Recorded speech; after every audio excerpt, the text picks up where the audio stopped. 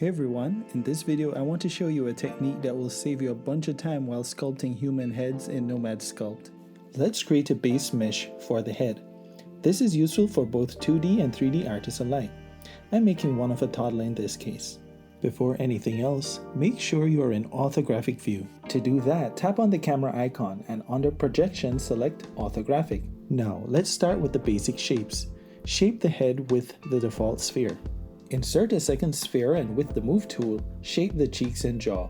Validate and save however you like.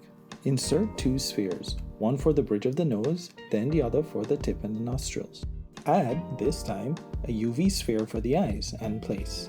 On the x-axis, rotate 90 degrees, then mirror. This will come in handy later. Now let's make the eyelids. Duplicate the UV spheres for the eyes. Scale without moving it off axis with the original. Select the split tool and in side view split the sphere roughly in two. Now you have the upper and lower eyelids that you can shape to your heart's content. Add yet another sphere. Move it into place and squish. Remember, the arrow moves the object. The corresponding square squashes and stretches. I always mix these up. Place in relation to the angle and length of the nose bridge. Validate and mirror. And now it has ears. Moving on to the eyebrows using the new Tube tool. Select the curve option on the right. Draw a line with symmetry on. Then click on the geometry drop down. In the Tube geometry section, turn off Same Radius. Then choose your resolution and validate. These are easy eyebrows that you can keep separate. Time for the neck. Select the cylinder, roughly shape it, and you're done. You may be wondering why I didn't model all these features from one sphere. For three reasons. 1. This is very easy to edit. It is easier to move major features around without affecting the other big shapes. 2. If you save at this stage, you will have a personal base mesh which can be inserted into a new project without starting from scratch every time. This saves you a lot of hours in the future. And 3. Your models will be a lot cleaner. You will use much less polygons in the beginning, which means less memory used on your device and you will move faster. Make sense? Now you have a highly editable base mesh to sculpt a child's head, or any human head really. Make sure to keep this file in a safe place so you don't have to do it again.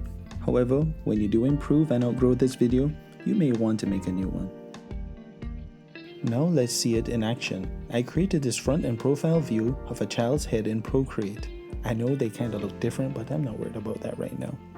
If you're really having trouble like I am apparently having, well, you can Google a reference or two. Begin modeling all the features. Each feature is a video in itself and frankly there are many here on YouTube. But if you wish to see me make some videos like that, comment below. Depending on the age of the child, the eyes will drift upwards towards the horizontal center line of the head. There is a relationship with the angle and length of the ears and the nose bridge. Keep in mind that we're sculpting a child's face, so they will have more rounded features. Kids' faces are like young fruit. They have not yet grown into their final mature shape. Otherwise, you'll just end up with something looking like a man baby. And of course, your approach at this stage will be different depending on if you're going for realism or not.